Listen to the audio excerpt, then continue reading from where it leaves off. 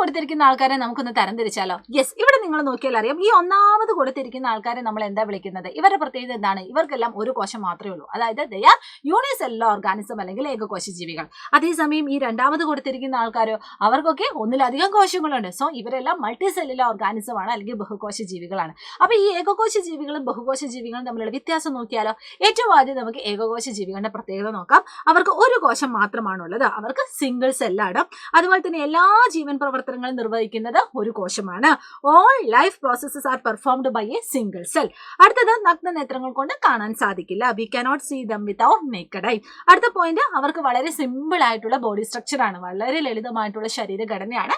Examples ഇവിടെ കൊടുത്തിട്ടുണ്ട്: paramecium, amoeba, euglena മുതലായവ. അങ്ങനെയാണെങ്കിൽ നമ്മുടെ അടുത്ത ഭാഗത്തേക്ക് നോക്കാം. അതായത് ബഹുകോശ ജീവികളുടെ പ്രത്യേകത. അവർക്ക് എന്താണ്? ഒരു സെല്ലാണോ ഉള്ളത്? അല്ല, ഒന്നിലധികം കോശങ്ങളാലാണ് അവ നിർമ്മിച്ചിരിക്കുന്നത്. It made up of many cells. അടുത്ത പോയിന്റ്, എല്ലാ ജീവൻ പ്രവർത്തനങ്ങൾക്കും നിർവഹിക്കുന്നതിന് വേണ്ടി അവർക്ക് പ്രത്യേകം കോശങ്ങളുണ്ട്. അവർക്ക് ഓരോ പ്രവർത്തനത്തിനും ഓരോ കോശങ്ങളുണ്ട്. അതുപോലെ തന്നെ അവർക്ക് നഗ്ന നേത്രങ്ങൾ കൊണ്ട് കാണാനായിട്ട് സാധിക്കും. They can see without naked I.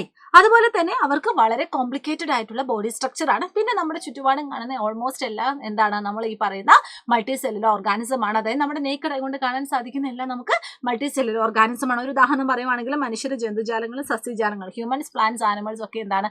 Multi cellular organism ആണ്. അപ്പൊ ഇതുപോലുള്ള കുട്ടി കോണ്ടന്റ്സും കുട്ടി ഷോർട്ട് വീഡിയോസും ഒക്കെ നമ്മുടെ യൂട്യൂബ് ചാനലിലുണ്ട്. നിങ്ങൾ എല്ലാവരും പോയി കാണുക. അടിപൊളിയായിട്ട് നാളത്തെ എക്സാം ഫുൾ സെറ്റ് ആക്കാം.